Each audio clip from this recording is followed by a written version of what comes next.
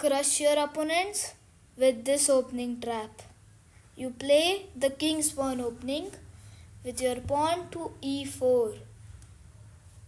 When your opponent responds with e5, you develop your knight to f3 to attack his pawn.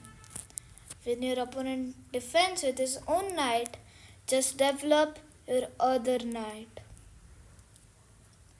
If he plays his bishop to c5, developing to a nice square where it controls many squares, you play the stunning move knight takes pawn on e5.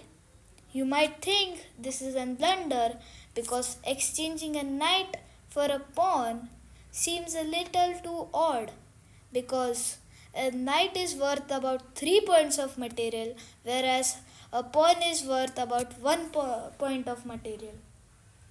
But you see, when he captures back, you can play your pawn to d4, forking his knight and bishop. If the knight moves away, you just capture the bishop, and if the bishop moves away, you just capture the knight. So, your opponent captures your pawn trying to win material, and you just capture back. Now, if your opponent plays his knight to c6 to kick your queen out and develop, it is a blunder, because you can take the pawn on g7 attacking his rook.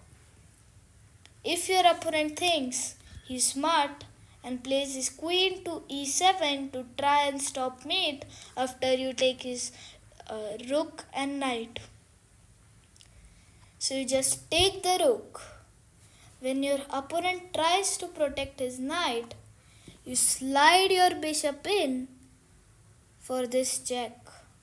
Now the problem for black is he cannot take our bishop with his knight because it is pinned to the king.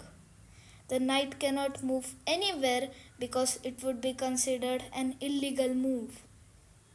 The king cannot go to g7 as that square is still protected by the queen and the bishop, and the bishop's path cannot be stopped by any other piece. So the only move for black is king to e8, and after that just capture the knight.